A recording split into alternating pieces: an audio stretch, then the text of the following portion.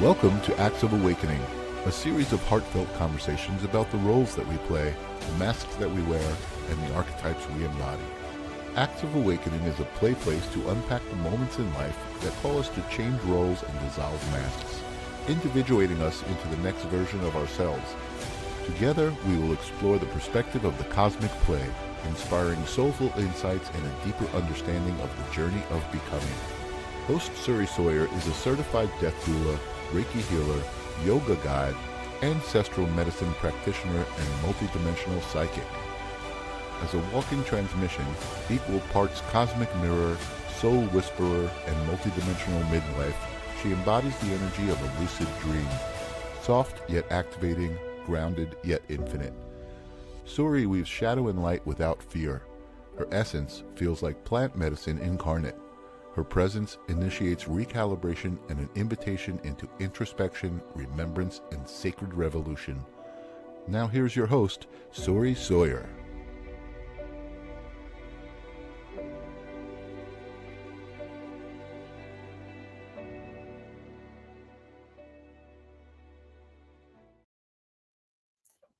Good day, beautiful people. I'm Suri Sawyer, and welcome to Acts of Awakening.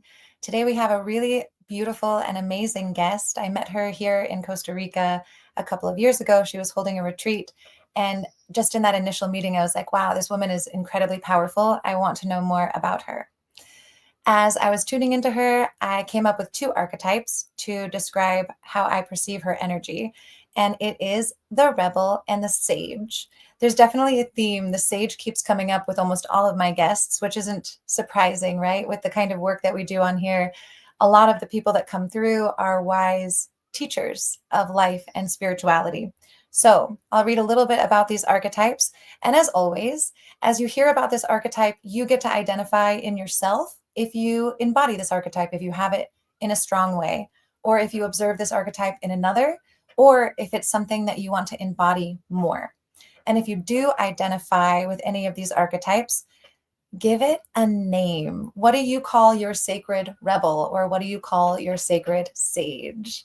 Hey, Kay Wheezy, I'm so glad you're ready. All right, here we go.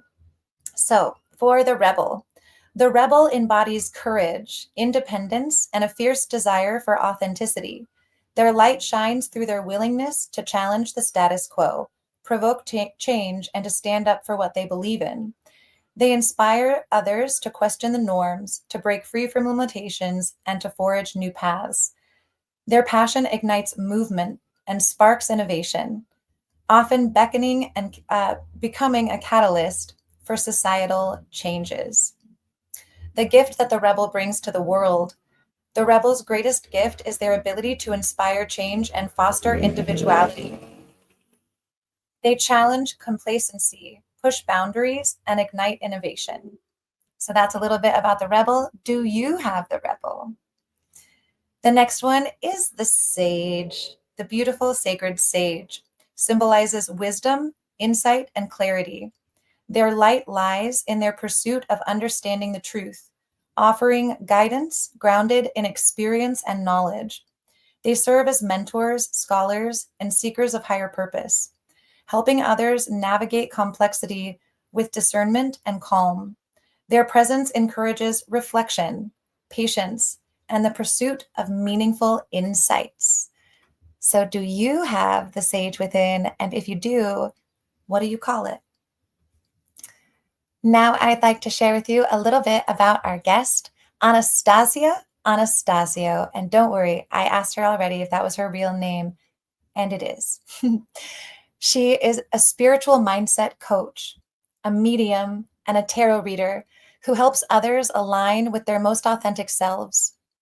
After her spiritual awakening in 2020, she has guided hundreds of clients through her signature Soul Alchemy coaching program, transformational retreats, monthly moon ceremonies, and her lifestyle 60-day challenge called Reset 60. With a background in education and 3 master's degrees, Anastacia blends grounded structure with spirit-guided insights, offering both practical tools and spiritual wisdom. Her mission is to make spirituality more accessible, empowering and transforming, and reminding others that spirituality is, at its core, a study of the self. Welcome to the stage, the delicious and delightful Anastacia. Hello, Siri. Nice to see you. Thanks for being here. As soon as you started talking and we went live, my crown chakra was just like, yeah. It's funny the shift in energy going from like, okay, let's do these clerical things. And then you get into the seat of like, okay, now we're holding space, and it definitely changes. Big shift. Yeah. So the thing that I want to dive into first with you is the spiritual awakening in 2020. Because based on even just in the bio, that sounds like a moment of initiation, dissolving of a certain identity to become the identity that you are now. Will you share with us a little bit about that journey and what your spiritual awakening was like? Absolutely. And I'm sorry that the timing of the lawnmower person coming to my house is obviously not a great timing because he's here. So apologies if you can hear that. But yeah, my life did so much in 2020. I feel like the world changed, and then I just was pivoted into this new reality that I never ever saw coming, or maybe in the back of my mind I saw it coming. But I've always been an academic. I went to school for creative writing and literature. Then after that, I was like, what do I do with this? I guess I'll become a teacher. So I taught middle school and high school English for like 5 years, got 3 master's degrees in English, creative writing, and literature. And then COVID happened and I was very depressed, and I found tarot cards. And the story behind that was actually pretty insane. I had never touched a tarot deck in my life, but when we were in lockdown, everyone was on social media, and I saw this woman doing tarot readings, and they all hit. And I was like, this is so interesting. I've never really seen this before. And I remember messaging her and letting her know that and saying I kind of wanted to learn. She's like, here's this tarot deck that you should have. It was the Mystic Mondays deck. And here's Mhm. this book that you should have. It's the Tarot Bible. And I ordered those 2 things on Amazon. And I live in LA. So in LA, everything was kind of very much on lockdown, whereas we didn't see each other or go out of our house at all for months. I had a friend come over, and when she came over, I was like, "Hey, I just got a tarot deck in the mail like this morning. I've never touched one in my life, but do you want a reading?" She says, "Yes." I pick up the deck, I give her a reading. Again, I have not seen her in 4 months. She says, "We don't really need to catch up anymore because you just told me everything that I was going to catch you up on." And something in that moment just clicked for me. It's actually really crazy how my awakening happened because I did start the spiritual goth like 1 month later, and everything just was wild. Amazing. In that, getting that immediate validation must have felt so good right at the beginning of your journey. And I also am so curious what it was like. So in lockdown, I'm assuming that you stopped teaching, right? So actually I was still teaching maybe the first like few years of the spiritual goth. I was Mhm. teaching online all the students, and that's what was really hard for me. It was a very dense energy, just like teaching all my kids online, and they're all like, Miss Anastasio, when are we going to come back to school? And it Mhm. just made me feel very unhappy. So tarot was like my happy place, like helping Mhm. people, whereas my day job was like very draining and sad. Mhm. Yeah. What was it like when you made the decision? Are you still teaching or did you stop teaching completely? No, I stopped teaching in 2022. Okay. So, yeah, stopped teaching completely. That was really hard. There Mhm. just there came a point where every single day I showed up at work and I was so miserable that I just felt in my bones and my gut that I just should not be there anymore. And it's that I learned that the entire system is so flawed. Everyone is just so focused on the politics of school. No one actually, I don't want to say no one, but it just did not seem as though the students were the focus. And Mhm. so one day mid school year, I just left. And I remember my students telling me, Miss Anastasio, you have to do what's best for you. don't worry about it. And that just made me like, it was so validating for me. Yes, I should do what's best for me. And I left my career. And at a time where I could have and should have stayed a little longer, because then at 5 years there are a lot of perks, but I left at my 5th year. Wow. I remember once, because I also taught for a long time. I taught preschool and kindergarten. Oh And I wow. remember reading this statistic that the timeline for a teacher is 5 years, like the burnout time is 5 years. And so Yes. it's interesting that they're like, if you stay 5 years, we'll give you a bonus. Yes, yes. And we'll pay off all your student loans, which now I don't get to have because I didn't stay. Wow. Okay, will you share with us a little bit about what it was like to actually release the job? And also, I want to say to those junior high kids, it's super cool that they had an awareness that you should take care of yourself. And I'm curious if you got that same encouragement from other adults. You know what? My assistant principal looked at me and said, "You're so young." I was like 26 or 27 at the time. He was like, "You're so young.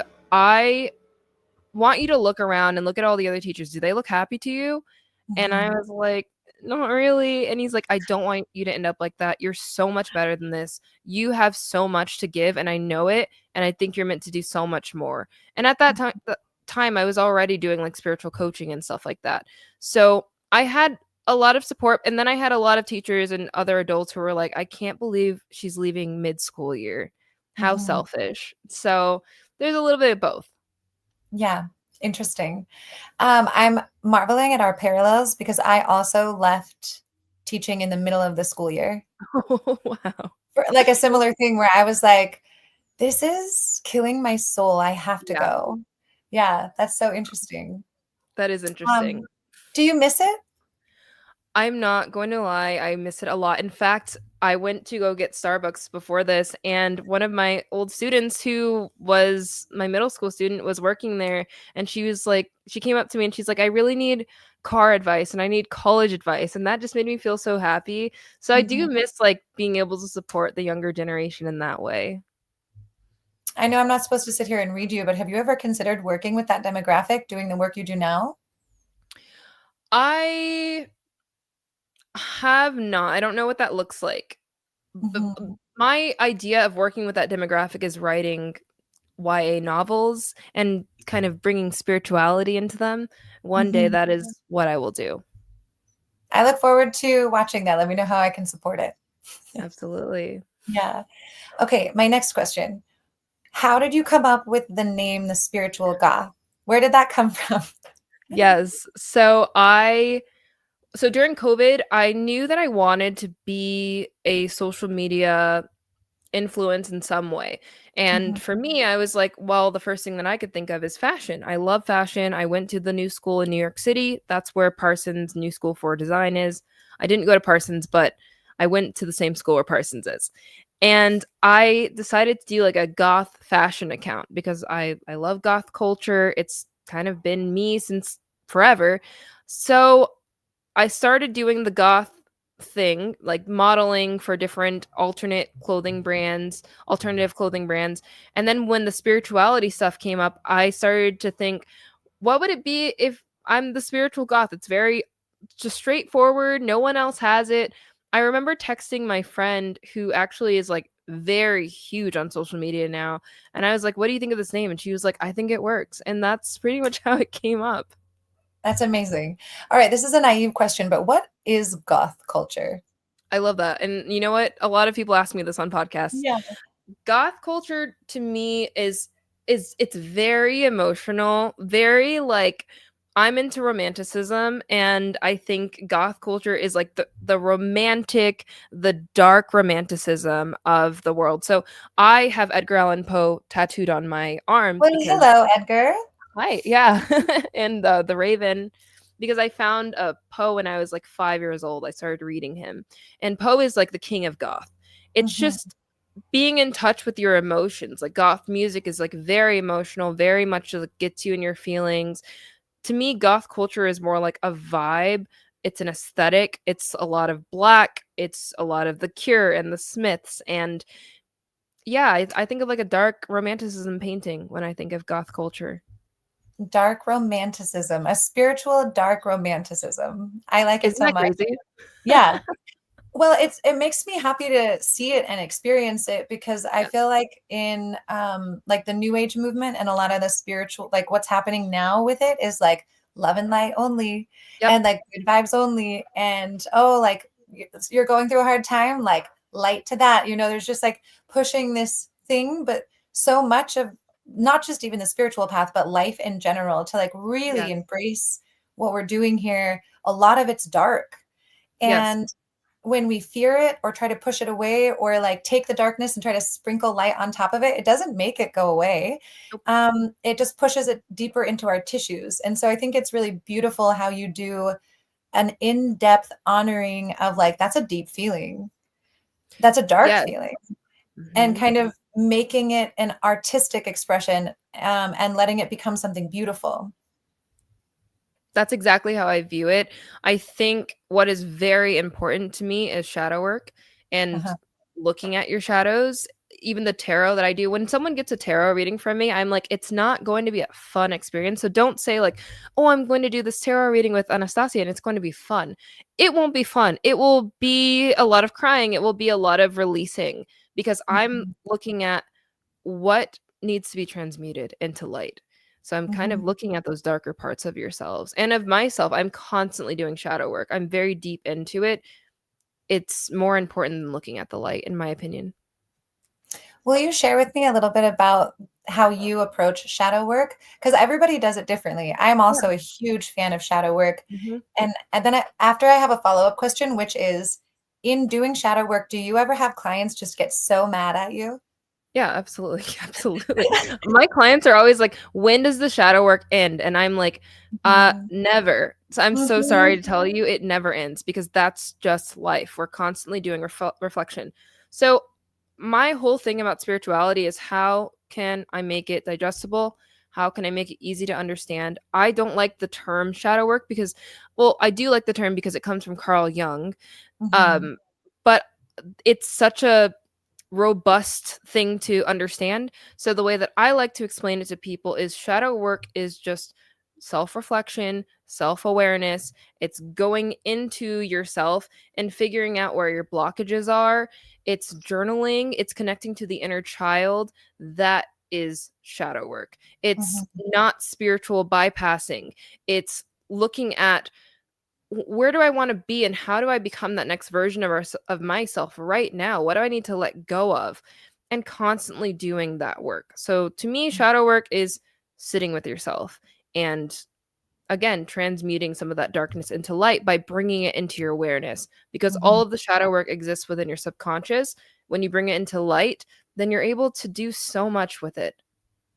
Yeah, when it stays in the subconscious, you have no it actually is ruling you, but you don't even know that it is.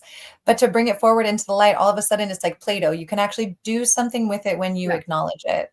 I love absolutely. Bernadette says, shadow work is hard and I personally fear it, and I don't always know what to face and work on. That makes a lot of sense. Shadow work is hard, and everyone fears it because you don't know what's there. That's the whole thing. And the thing is, if you actually look at what's there, you do know what to work on. You're just avoiding it. You're probably just not facing it. But once you face it, you'll make a plan for it. Siri and I talked about how both of us have a lot of Capricorn. So I'm like, let me make a structure for it. Let me like write it all down and then figure out what to work on first. But if I give anyone a place to start when it comes to shadow work, start with the inner child. It's Mhm. the only place, in my opinion, to start because then you can look at your childhood and see what is influencing you in your current state, and your inner child flares up way more than you think. Oh, sometimes I will go through like an entire week and realize that my inner child was like running the show the whole week because the things will feel like, Absolutely. and I'm like, oh my gosh, are you okay, honey? Like, Yeah. you're freaking out and you're gonna drive the whole bus and like into the mountainside. We can't have that. Um, Absolutely. I love this question, which I think is really funny, but KB says, why are people afraid of the void? I saw And that. okay, so there's like a twofold thing here. So, Anastasia, what I want to know first is how would you even describe the void? I'm glad you asked that because that's how I would have approached this question. Well, first we need to define the void. Mm-hmm. Oof, okay, so the void, when I think of the void, I think of the moon. When I think of the moon, I think of the subconscious. So why are so many people afraid of the void? That's like your dark night of the soul. And I think when you have a dark night of the soul, you're really falling into the void, and it's a dark place because you feel very lonely there. No one else is inside of your brain. No one else can help you. You have to be the one to help yourself. Can you talk to other healers, other people to give you advice? Yes, but ultimately you're the only one who can help yourself. And Mm-hmm. that's what makes people so afraid. It's very fearful to be alone, and that is what every dark night of the soul is. Yeah. Can I play too? Okay, I'm going to play also. Absolutely. What I think is interesting about the concept of the void is that no sense of identity or definition can really go there. From my perspective, the void is everything and nothing simultaneously. And it's beyond description, which is often why it's hard to talk about. And that's why it's important to like define it before you even answer the question. And when we have experiences where we're going into the void, it's usually because pieces of our egoic identity are falling off. And so, like, what is my name? What is my gender? What is my color? Like, what is my job? What is my role? All of that's falling away, and it leaves us in the liminal space. And the liminal space is like this suspended state where, like, you had a previous structure or an understanding or a knowing, and that's getting obliterated. And that energy that was holding that structural form before, it's your life force, and it comes back to you, but it has no new form yet.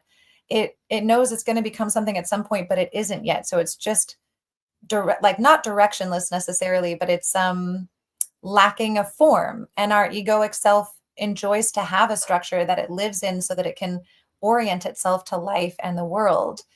And it's like ego death, right? To Ego go death. into the void. And from my personal experience of the void, it's actually one of my favorite places to go and hang out. And my friend and I have been doing this amnesia meditation a lot lately, where we purposefully are like letting go of everything that we think that we know about ourselves in life and like landing into that void space and just being like, oh, like I am nothing. I have no past. I have no future. I have no fear. I have no hope. I have none of it. It's just all nothing. I love that, and you described that so beautifully, like so perfectly. And I'm a huge fan of Rick and Morty. I have this quote that says, "Nobody belongs anywhere. Nobody exists on purpose. Everybody's gonna die." And I know that sounds very nihilistic, but it's like everything that you described is also where I personally like to live in, and I like this because I like the idea that nothing really matters, nothing really exists, and we have the opportunity to make things matter. We have the opportunity to shape our world. We don't need to carry our identities so tightly because when we do that, that only leads to disappointment, it leads to expectations, and I don't think that we should be living our lives in that way. Do I think we should have expectations for ourselves? Of course. But I think it's so much better to just live life going with the flow and kind of just experiencing things as they come. And so stepping into the void, I think, is also doing that deep shadow work that we were talking about earlier. A step and doing it on purpose On too. purpose. And like, because sometimes, right, like life, it seems like life is forcing us into the void. And Right. for myself, like I'm like, but I'm not ready yet. And that's when I find myself resisting and wanting to hold on to attachments. But when I regularly take myself there by my own choosing, then when life is causing like a void moment, I'm like, okay, like I know this space, I know how to orient myself inside this space. Everything's going to be okay. I've been here before and I'll be here again. Yes, I mean, I was definitely in it this year. I think every breakup kind of forces me into that space. But this year, I just quantum leapt so far because I knew that the void was a familiar space and I knew how to navigate it. It's like, is it very dark in there? Yes. But do I kind of have night vision now? Yes. So I Mhm. feel fine, even though it still hurts. I will make it out of this, and I will find my way to the light regardless of anything. Okay, so here's a funny twist. If the void is everything and nothing, it is the darkest dark and the lightest light simultaneously. It's like it's the space where all paradoxes are reconciled. Mm-hmm. And I love what Veronica's saying. Does this all come back to spirit and the void that we find our higher self and our connection to God? Absolutely. Like in that space where nothing has any definition and it's like a formless expression, everything and nothing is existing simultaneously somehow. That would, for me, be like the definition of God, because it's everything and nothing at the same time. Yeah, I can't say anything except agree. That is So God. fun. So fun. Okay, I wanted to come back to this because we just jumped right into the void because I saw that comment and it made me like really happy. I'm curious if you have any practices that you recommend or that you personally do with yourself to connect to your own inner child. Oh, a Or lot. yeah, okay, perfect. Or a story Yeah. too of like finding a piece of your inner child and reconciling with her. Yeah, I mean I have a lot of stories, and I think one of the biggest things that I do with my clients is inner child hypnosis. It's something that I did in the beginning to kind of go back to parts of my childhood that maybe I forgot of, and I needed to kind of figure out how it's influencing me in the present life. So this, I'll just give a little story, and then we'll go into some of the other techniques that I use. But I remember when I started my spiritual awakening, I was dealing with a lot of scarcity mindset. I was dealing with a lot of just n- like not feeling as though I had the tools to make things happen, and specifically around finances and surrounding like resources. I was overeating, overindulging, just doing a lot of things in excess. And some might say my root chakra was overactive.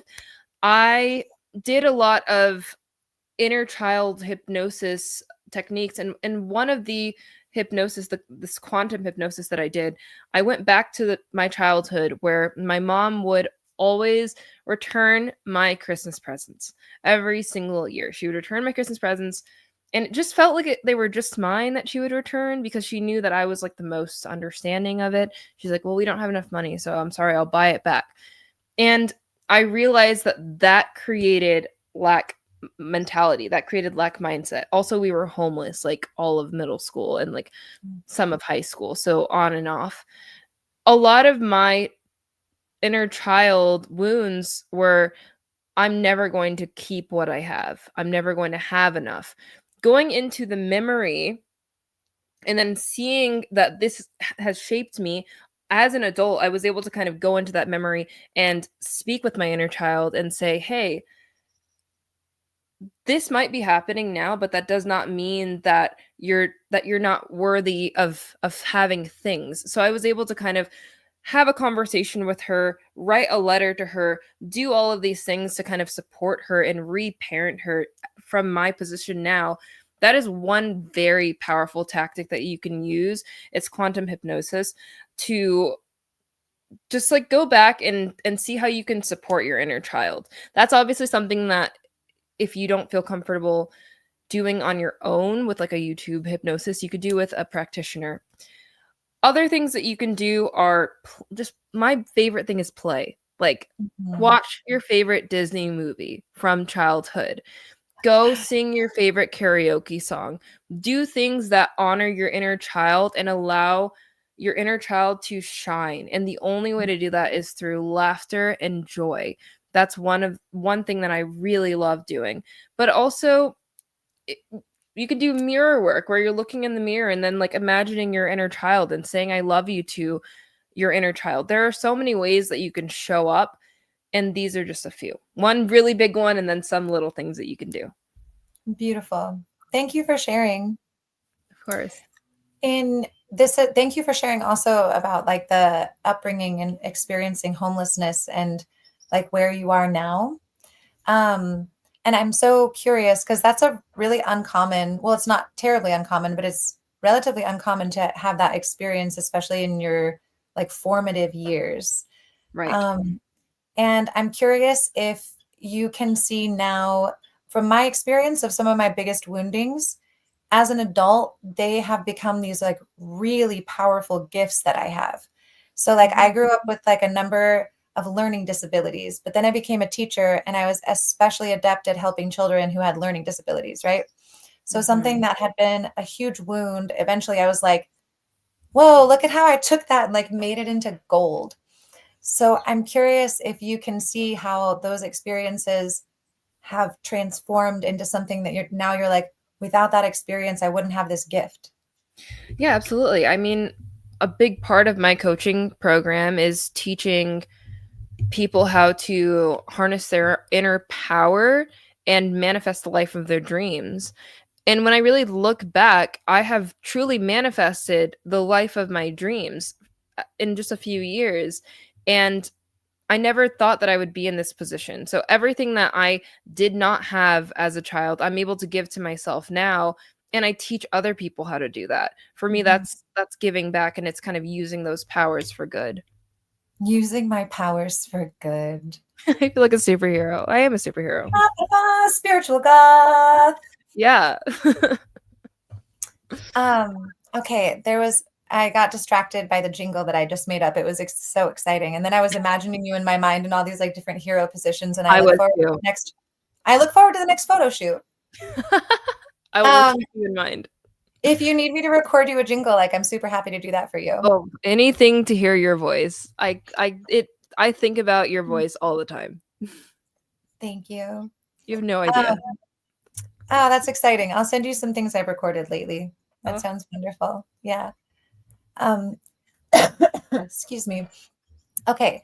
So inner child work, shadow work, tarot reading. Do you do quantum hypnosis?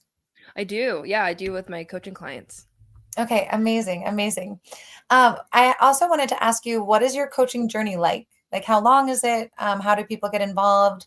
What does it look like? Yeah, so this is like my baby that we're going to talk about. Okay, let's talk about your baby. This is my baby, my Soul Alchemy coaching program. I started my Soul Alchemy coaching program truly months after my awakening. And I know that seems very fast. I think a lot of people wait until they're quote unquote ready, but I just knew that I was ready when I started. It's like everything unlocked very quickly for me. So I started learning tarot. Then my mediumship abilities started to come back up. It's something that I've always had since I was a child.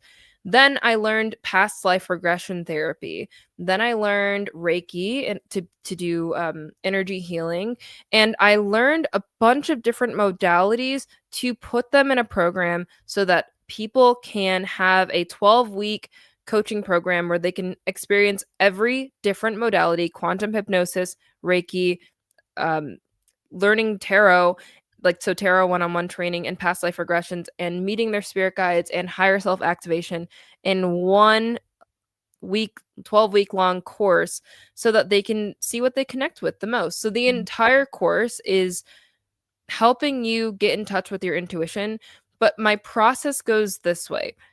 I feel that you can't get to the higher chakra, crown chakra, third chakra openings until you deal with the lower chakra stuff. So the root chakra, starting with the inner child, then we release whatever baggage we're carrying from this lifetime so that we can then ascend and then align with our higher selves and move into like just being a superhero themselves.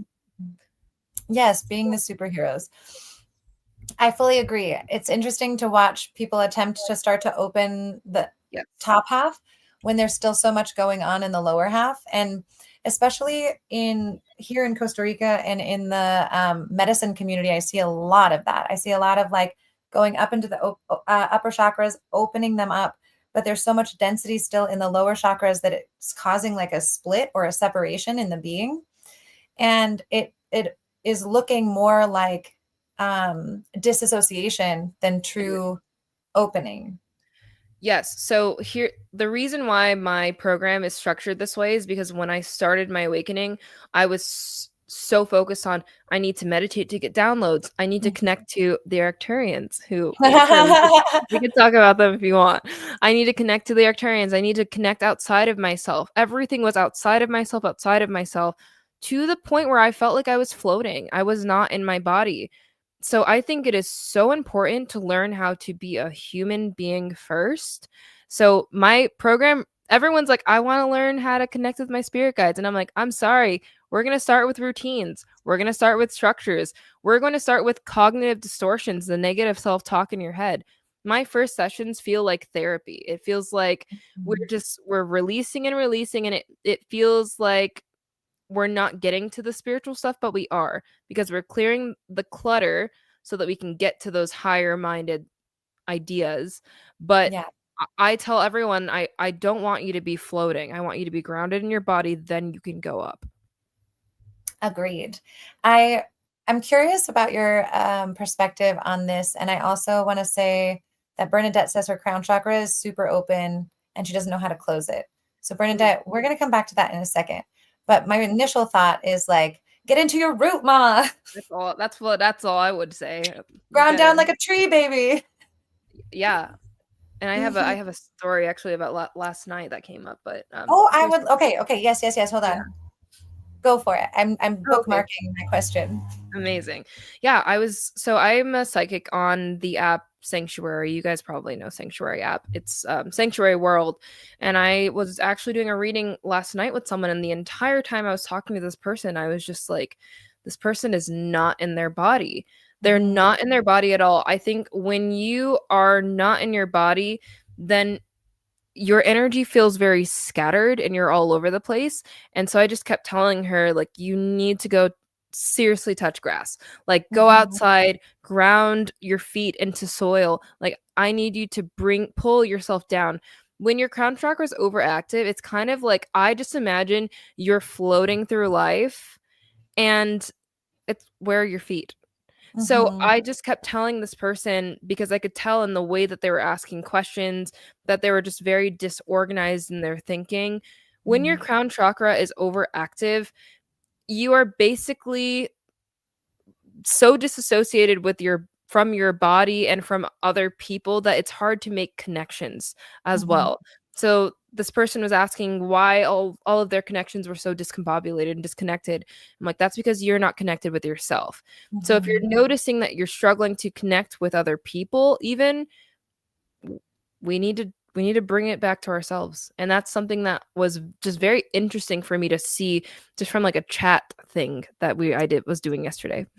That's incredible. It's amazing to me how much we can pick up from a distance. Yes. And how much work can actually be done. And you don't even have to be in the same room. You don't even need to be having a conversation technically. The moment that you have consent and permission, it's like boom, boom, boom, boom, boom. The information is there and you can shift and move things on the behalf of the person who asked from anywhere. I know everyone's like, do the readings still work the same? Because I do all of my readings virtually. And I'm like, absolutely, because time and space doesn't exist. It doesn't exist.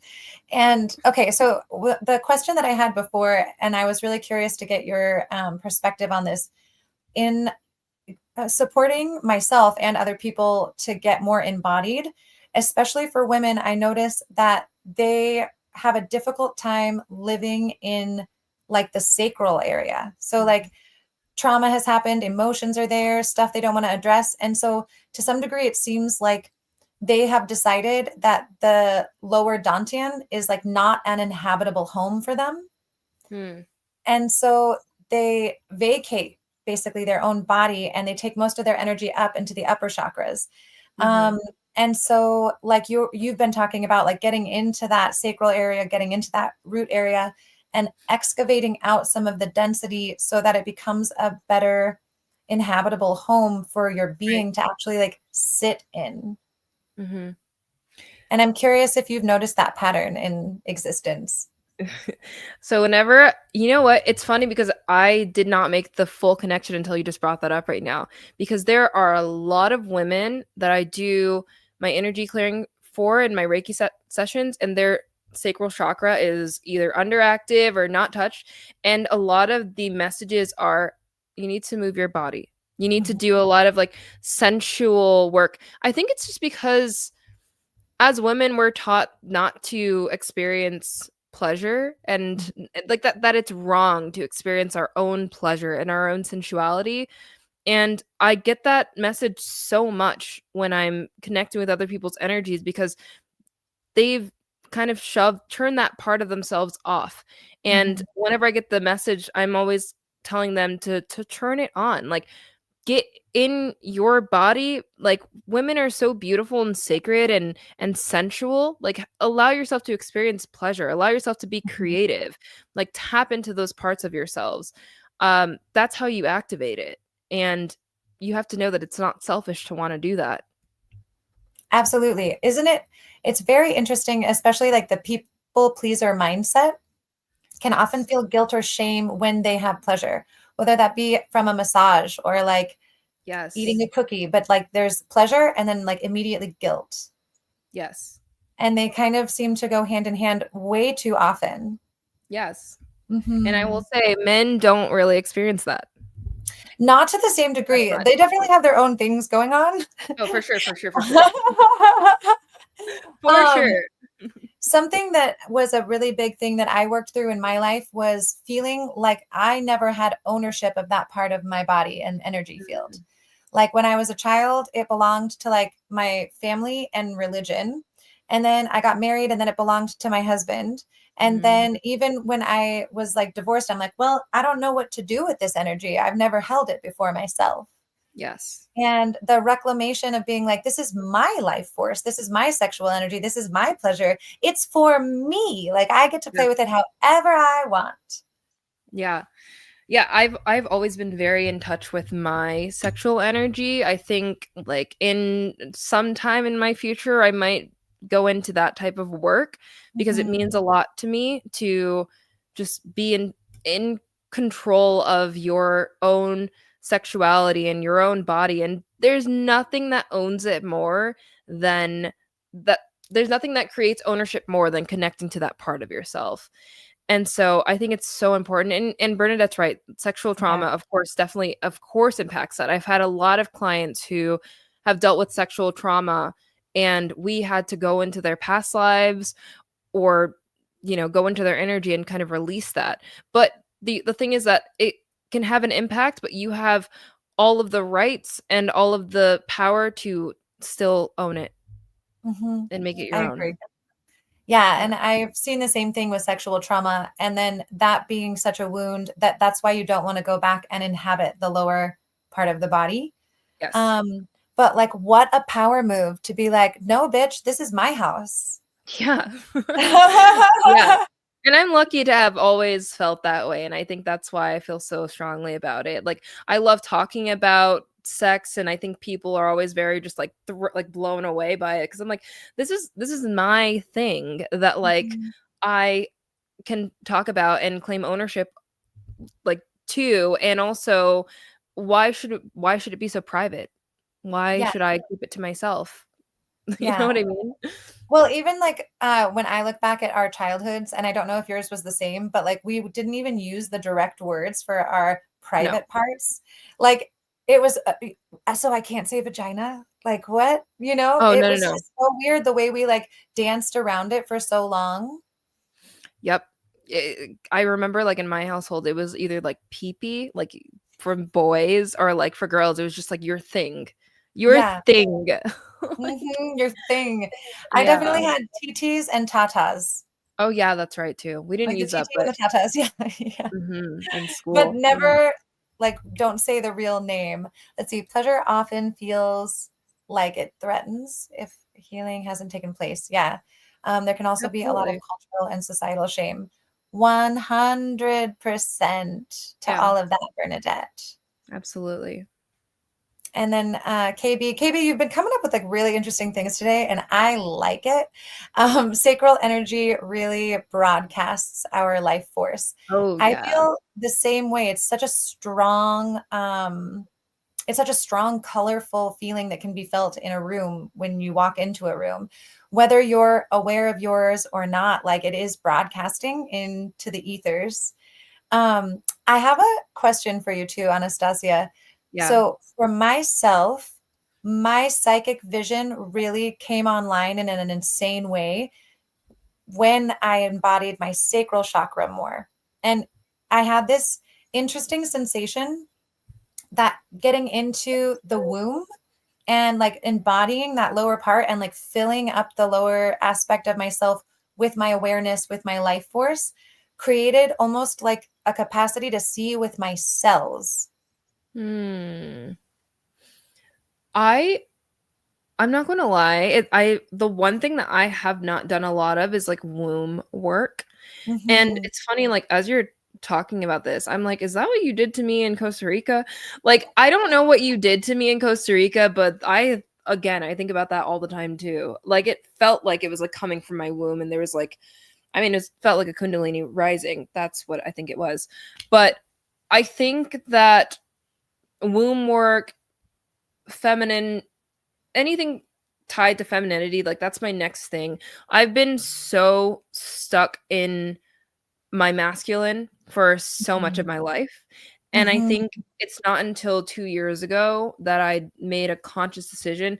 I need to be like I need to marry the both energies. So I'm still kind of getting into that. Yeah. I spent most of my life being hyper feminine. And then in my mid 30s, shifted really hard into the masculine energy. And I'm like trying Opposite. to like balance it out now. I'm trying to It's like find the middle.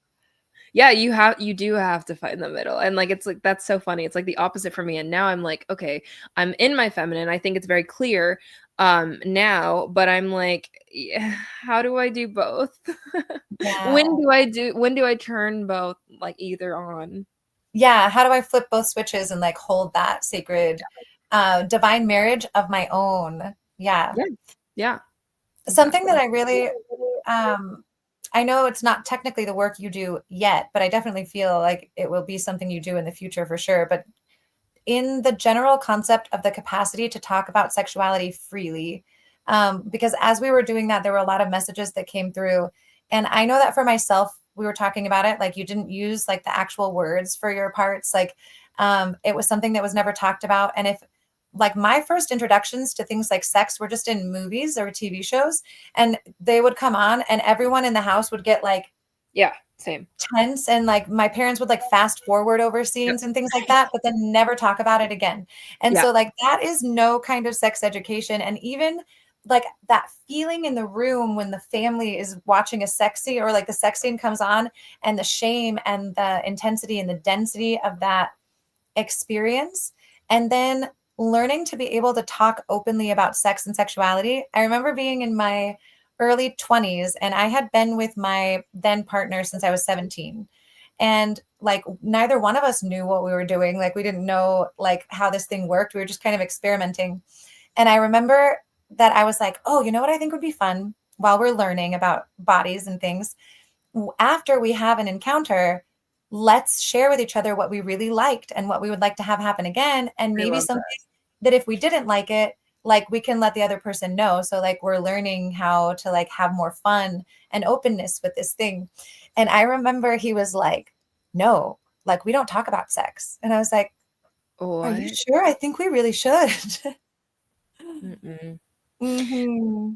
That yeah, that makes a lot of sense. And I mean, that still happens. People still have that experience with like adults in their 30s. So it's something that like you have to really hold as important to you in Hmm. order to have that experience. And I think it's very very important to share like the things that you liked and the things that you didn't like, because then again it's all about ownership. Like you're owning your sexuality and you're like, hey, like I should be able to experience pleasure too. Because what he basically said to you was, I don't actually care if you experience pleasure and joy in the way that I'm experiencing pleasure and joy. We just won't talk about it, and you're just going to like take whatever I give you. Like that's Hmm. very icky.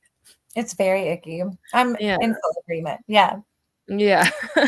Yeah, but it's really interesting. I had like the same experience, and it's so funny. Even like in recording this, I'm like my mom and I have like never talked about sex. Is she going to watch this? Like it's so strange how it's like ingrained in you. Like I Mhm. did not learn what sex was. I just watched A Night at the Roxbury like last weekend, and I know the movie line for line. It's so silly and dumb. But I was telling my friend that I was with, I was like, there's one scene that my dad would fast forward throughout the entire movie. I still don't even really like know what happens like scene for scene, because he would fast forward it because it was a sex scene, even though like nothing really happened. I just found it to be so fascinating how much we were just like guarded from that. It's like, no, like we don't talk about this. It's gross. Like, I was lucky that I had a friend in middle school who was a girlfriend who talked so much about sex that that's where I got my openness from her. Wow. Yeah. Thank you to that friend. Shout out. Yeah, honestly, yeah. Yeah. And also, KB, thanks for noticing that we're having like really healing conversations. I think we should all be talking about sex as if it is as normal as talking about making pesto. Because it is. Because it is, and it's in Yeah. everything. I love the idea that like all of existence is only happening because all of the atoms are constantly like fucking with each other. Like that's everything is like in ecstatic bliss all the time. Like, and you're a product of that ecstatic bliss, and that bringing it. Well, it's also just so fascinating to consider like the where we are culturally right now is that there's either it seems to be a polarized thing. It's either hypersexualization or complete repression. And like, Yeah. we don't talk about that. We don't look at that, or it's like a really extreme form of exploitation. And it's really difficult to like navigate into the middle where it's like that I have authority over my own sexual nature. I can sit comfortably in my sexual nature. And I also have enough authority within myself to know where my yeses and nos are and my consents are. Yeah. And like, I love to play. This is a play place. These are my boundaries. And it exists somewhere between that extreme exploitation and that extreme repression. Hooray, Yeah. pesto. I know. I was like, I saw that comment and I was like, that's hilarious. At first, I thought it said horny pesto, and I was like, yeah. That too, why not? Yeah, so I'm not gonna lie, I got a little distracted there, but I mean, I do agree with you. Yeah. Yeah. Oh, all the spicy sauces. I have one more comment that I'd love to get your perspective on as well. And then would you feel good to do like a collective reading? Yeah, I could do a collective reading. Close? Sure. Okay. So as and I had no idea we were going to go here, but I really like it. It's spicy. So one of the things that's been a mission of mine for a very long time is just this idea that somehow the innocence got taken out of the sexual expression because it was perceived as gross or dirty or these different things that we learned growing up. And you have a background in education and things like this. I have a background in education and a degree in child development. And I spent years with kids between ages 2 to 7, like all day, every day with these kids. And there's a natural discovery of our reproductive organs between age 3 and 5. And it usually has nothing to do with like, oh, this, like, I'm going to have sex with myself. Like, I'm going to masturbate. It's usually, oh my God, I found this thing and it feels so good if you touch it. Like, oh my God, this thing is like so interesting. And it's a natural way that a young human figures out actually to self-soothe or to put themselves to sleep even. I remember when it was nap time at preschool, like every single year, you'd lay the kids down and half of them had already discovered it and they would masturbate themselves to sleep. I had no idea. Mm-hmm. At all. So this is like, and that would be like generally a very natural maturation. But what I discovered, so when I was teaching, I remember someone who taught with me was like, aren't you going to do anything? Like, aren't you going to stop them? Aren't you going to tell them that like they can't do that or they're doing something bad or wrong? And I was like, and put our weird grown-up perception of their relationship to their body like in their heads, like absolutely not. Because they don't have they don't know what we think we know about what they're doing, right?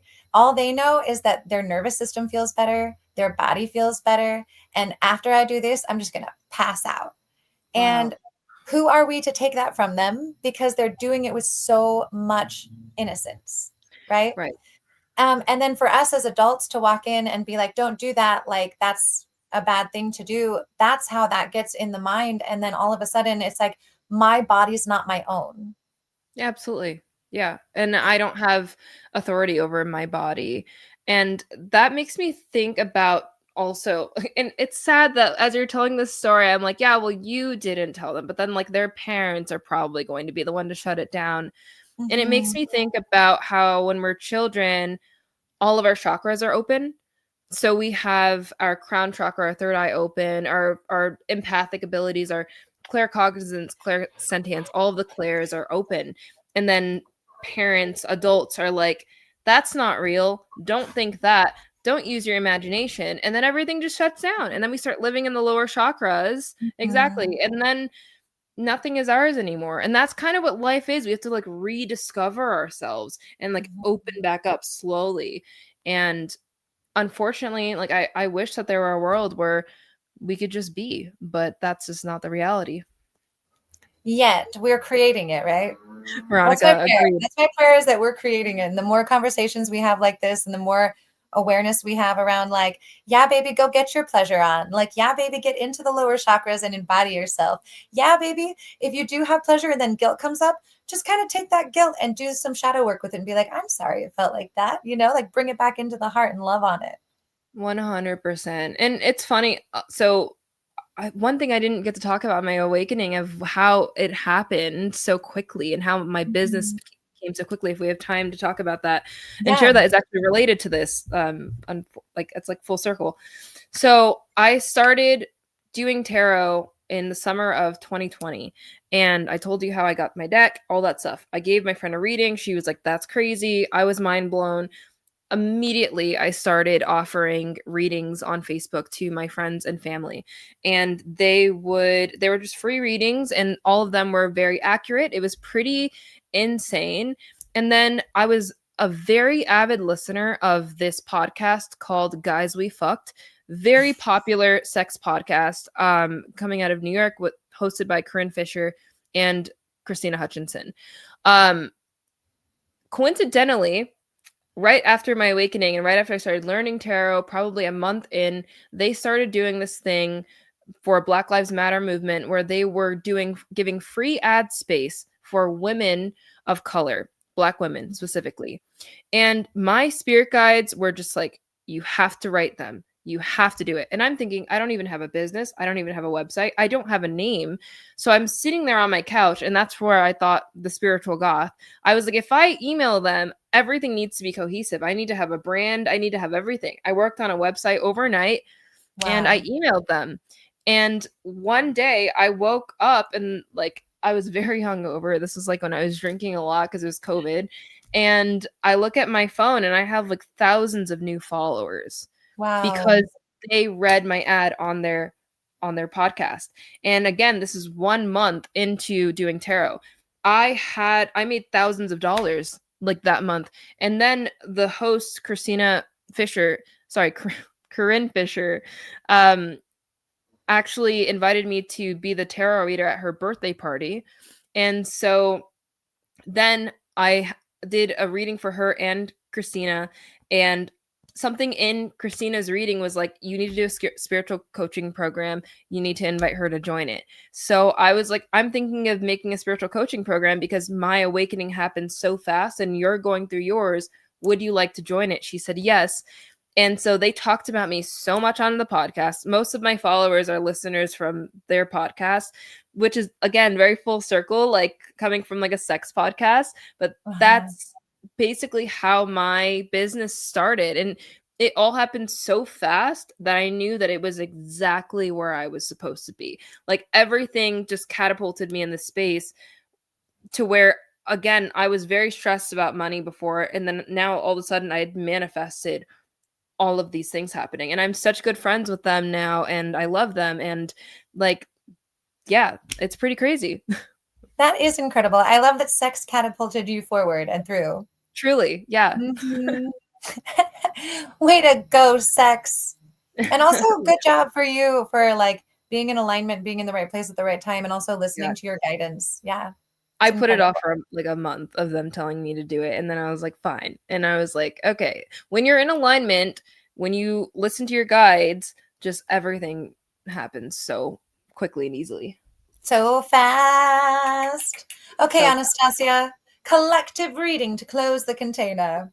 Thank okay, you. Okay. of course. All right. I'm using my Ethereal Visions deck. This is the most beautiful deck on the planet. I'm obsessed with it. Let's see. So, can we do a collective deep breath? Can everyone just do a collective, like breathe in through your nostrils? Close your eyes if you want. Hold. Breathe out. Hold. And then one more breath at your own pace.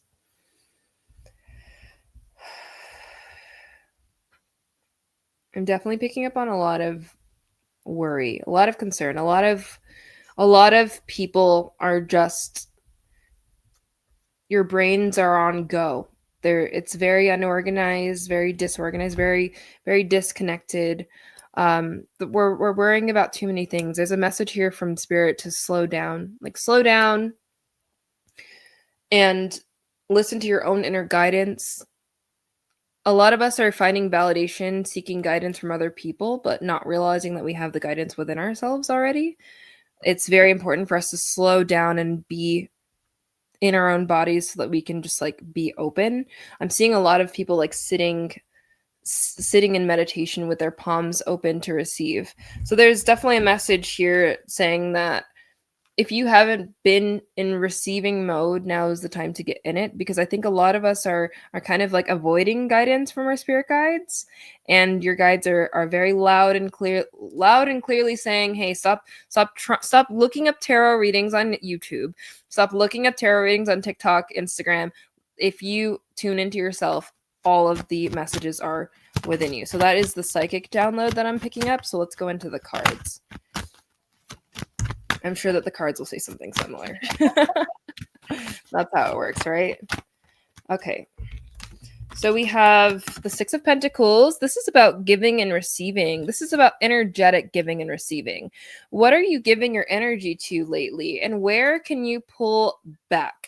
A lot of us are spending, I keep getting this feeling, maybe I'm tuning into one person, maybe more. So like you guys can just figure out if this aligns with you. But I'm just seeing some of us are chasing validation. We're like chasing people who are not giving the same energy back to us. And the world came out to say it is time to close that cycle. It's time to close that karmic pattern of always feeling as though you have to give extra to be loved. You don't need to give extra to be loved. You just need to be yourself.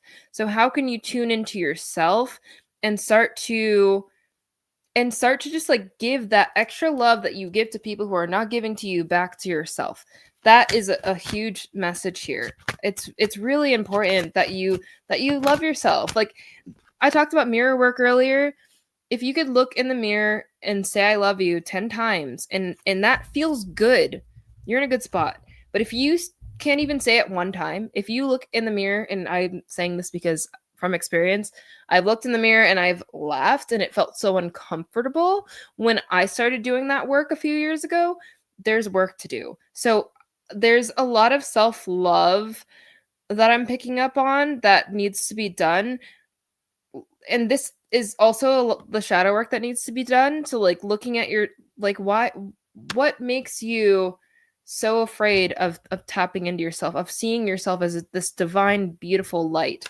We also have the Eight of Wands here, which is about alignment. It's about moving quickly, but it's also about feeling as though you always have to be catching up to something. Stop chasing. If you get any message from this, it's stop chasing, I feel. Stop chasing the next thing. Be present. Be here. Like, be present with yourself, like, first and foremost. We have the Ace of Swords to finish off this little spread. The Ace of Swords is about new ideas and clarity. When you stop chasing other people, when you start chasing yourself, the truth that exists within yourself, the shadows that exist within yourself, when you start to really see yourself and love yourself, then you're able to really step into this new identity. Suri and I talked a lot about shedding old beliefs, old values. This is the time to do that. When you do that, you're going to feel like you've quantum leapt. And so that's kind of how I see like this is eclipse season. So this is all very, very big. This is a very big message that actually aligns with eclipse season. So this is a good time to do that. This is the time of letting go, of cleansing and clearing and all of that stuff. And that's where you should be focused right now. Thank you so much, Anastacia. You guys can find her at thespiritualgoth.com. She's also on Instagram as The Spiritual Goth. And you just launched a program today? I did. I just launched Tarot Academy. If you want to learn tarot, I have an 8-week course and it's launched today, but the October 1st is going to be when the bi-weekly live sessions come out. And there's a free masterclass on September 18th at 5 p.m. Pacific Standard Time called How to Be Psychic as Fuck with Tarot that you'll find on my website. I love how radical you are. How to be psychic as fuck. It's so fun and so innocent. Thank you, everybody, for witnessing. Thanks for watching. Please go and visit the Spiritual Goth Anastacia on her socials. And Bernadette, I saw you earlier in the thing. You were asking me to be on your podcast. Yes. You can find me on Instagram also at Woman Be Alive, and we'll talk more about that there. Have a beautiful day, everyone. Horny pesto. Horny pesto. Horny pesto to everyone. Horny pesto to all of us To in all. the I love that.